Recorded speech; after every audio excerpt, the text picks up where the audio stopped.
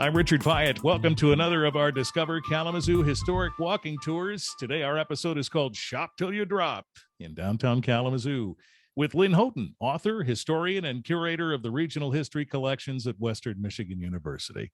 Well, it seems appropriate, we're talking about shopping, that we start in and around the Kalamazoo Mall, Lynn. This is true, Richard, but the Kalamazoo Mall was not always the Kalamazoo Mall. Previous to that, back in the 19th century, it was known as South Burdick Street. And at that time, what you would find here was a mixture of houses and civic buildings and stores and shops. And that continued into the 1920s, although by that time, it wasn't so much residential as it was more commercial.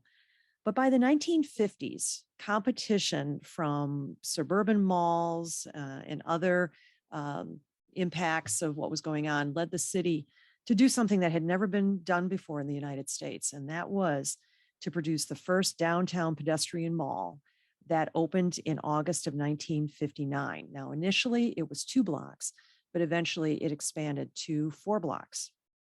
First pedestrian mall in the whole country, right? Correct. It was the first pedestrian mall in the United States and got a lot of attention because of that. Interesting.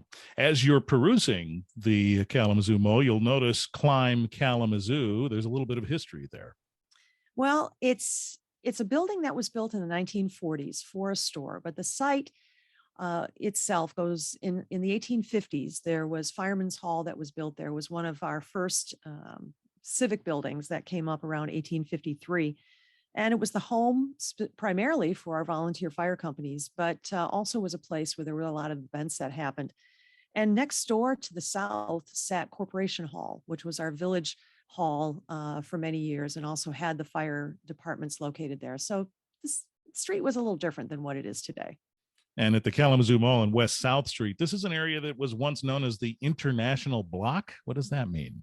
Well, the term block is really interesting because when you look at that, it really signified a building, maybe a large distinctive building. The thing about this corner on the mall and South Street is the International Block, only about half of the building remains. I know the other half was taken down for whatever reasons that were. And it's built in 1869. It's a perfect example of Italianate with the long, narrow windows and the decorative cornice at the top.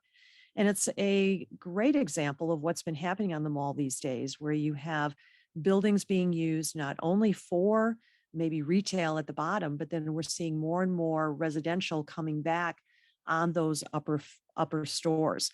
Now, what's interesting, if you stand there at that building and if you turn around and you look at the building on the opposite side of the mall, if you look very closely, you're going to find hidden behind those buildings an Italianate house that was built in 1860. Okay, look carefully. Also, as you're looking around in this same area, West Lovell and South Burdick, for example, the very stately Kalamazoo Gazette building. The Gazette building was built in 1925. It was designed by the Detroit architect Albert Kahn. And it's very interesting now. It's currently owned by Bronson Hospital. But if you look at it, you'll see 2 figures in the front. Both relate to journalism and printing. One figure holds a quill pen and a book, and the other one holds an hourglass and a scroll. And there are all kinds of other marks, printers' marks around the building to signify what that building is for. All right. And that, again, is the southeast corner, West Lovell and South Burdick. Well, you can't talk about this area and not tip a hat to the State Theater, man. Oh, there was a time in downtown Kalamazoo that we had so many theaters. I mean, this was the place to go not only to shop, but to also watch vaudeville shows and movies and other things that were playing in these buildings. The only one we have remaining is one that is very, very special. And that is built in 1927. It was designed by John Eberson, who was known for his atmospheric theaters, which meant you'd walk in there and feel like you were in another world. And this one is designed to look like a Mediterranean courtyard. And it is one of probably, I've told, maybe less than 10 or 12 John Eberson theaters that are left in the United States. And it's still being operated, very actively operated, for concerts and productions and even showing movies.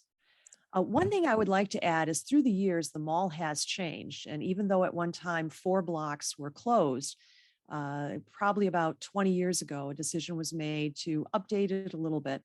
So traffic does go through 2 of the blocks, but the other 2 blocks on the north side are still closed. And that was a big debate then in the late 90s when that was going on to There open was a that lane. there was a big debate, and there actually were 2 votes that people participated in.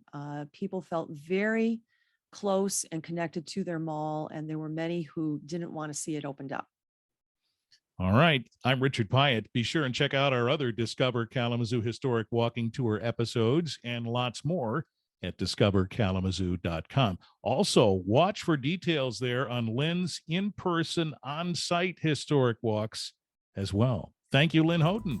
Thank you, Richard.